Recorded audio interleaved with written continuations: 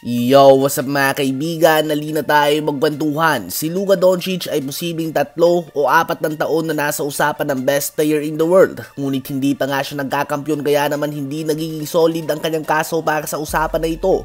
Ngayon ay may pagkakataon siya na magkampyon while putting one of the best playoff runs of all time. Siya ay nag-average ngayong playoffs ng 28.8 points, 9.6 rebounds, 8.8 assists, 1.6 steals, and 0.5 blocks per game. Well, sa NBA playoffs ngayong taon ay walang duda na siya ang best player dahil siya nga ang first in points, rebounds, assists, steals, field goals made, 3-pointers made, free throws made, game winners made, double-doubles, triple-doubles, at clutch assists. Tinalo niya din ng 3 50-win team while not having home court advantage at kahit na sila ang heavy underdogs, may chance na din siya na talunin ang number 1 regular season team Boston Celtics at higit sa lahat ay ginagawa niya nga ito habang may injury sa tuhod, binti, paa, ankle at balikat. Ganun pa man, despite the historic playoff run ni Luka Doncic, alam nyo ba na sa 4 na NBA playoffs niya ay ito ang worst playoff performance niya statistically? Ang 28.8 points per game niya nga ay ang worst din sa kanyang 4 na taon sa playoffs.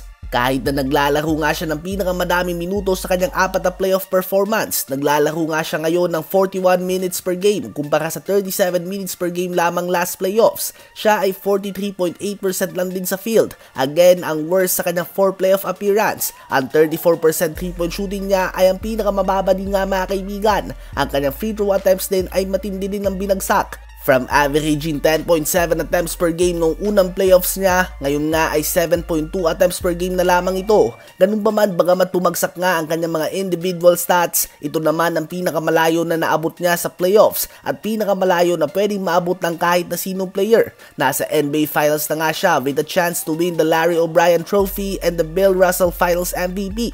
Posibleng si Luka Doncic nga ay nalalagay sa sitwasyon na tulad kay Michael Jordan noon. Bukod na lang nga sa palagi si Jordan pinapauwi ng Pistons noon at si Luka naman ng Clippers, at sa taon na nalagpasan ni Jordan ang Pistons ay ang unang taon din niya na nakaabot sa NBA Finals tulad lamang na malampasan ni Luka ngayon ng Clippers. Kung titingnan mo rin ang stats ng kinikilala na greatest of all time ng madami, matindi din nga ang binagsak ng kanyang stats sa taon na unang beses siyang nakaabot sa NBA Finals at nagkampiyon.